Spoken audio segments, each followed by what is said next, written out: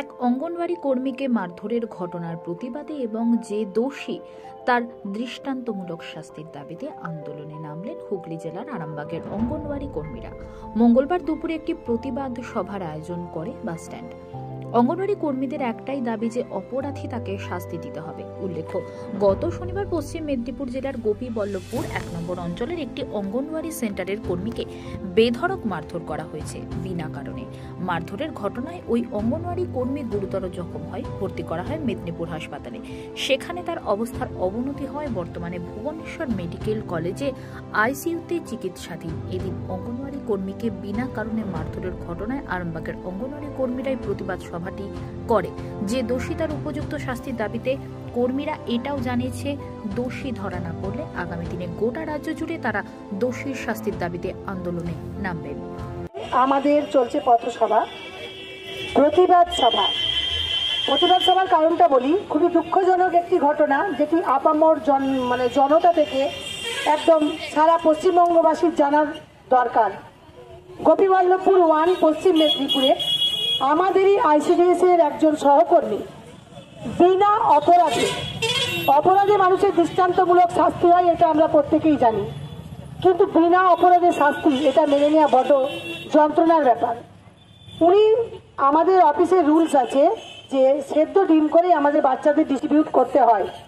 সেখানে ওই বেনিফিশিয়ারি একটি অন্যায় দাবি নিয়ে যায় ওই মধুমিতা সুলদাস গোপীবল্লভপুর 1-এর কর্মীর কাছে। তাকে কাঁচা ডিম দিতে হবে। সে সেই ডিম দিতে অস্বীকার করায় তাকে তলপেটে চেরা কাঠ দিয়ে প্রথমে মারা হয়।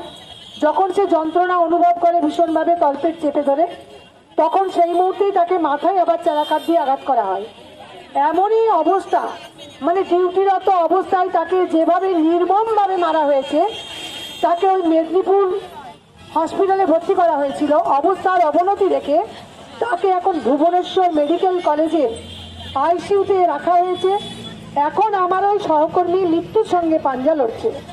আমি চাইব ওই নিরঞ্জন সাউকে 24 ঘন্টার মধ্যে প্রশাসন সাথে এবং রাজ্য সরকার এবং কেন্দ্র সরকারের কাছে আমাদের একটাই দাবি, নিরঞ্জন সাউকে অবিলম্বে গ্রেপ্তার করে দৃষ্টান্তমূলক শাস্তির ব্যবস্থা করতে হবে।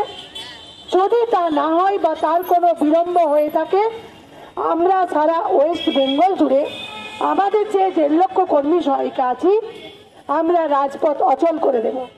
আমাদের দাবি একটাই, নিরঞ্জন সাউ, আমরা তোমায় ছাড়ছি না, ছাড়বো না। নিরঞ্জন সাউকে অবিলম্বে দৃষ্টান্তমূলক শাস্তি দিয়ে গ্রেপ্তারের দাবি রাখছি all West Bengal anganwadi workers and helpers union. আমার নাম মধুমিতা ভট্টাচার্য, আমি রাজ্য নেতৃত্বের একজন অঙ্গনওয়াড়ি কর্মী। কাদের পক্ষ থেকে মিছিলটি আয়োজন করা হয়, পথসভার আয়োজন করা হয়? অঙ্গনওয়াড়ি কর্মী ও সহায়িকার পক্ষ থেকে।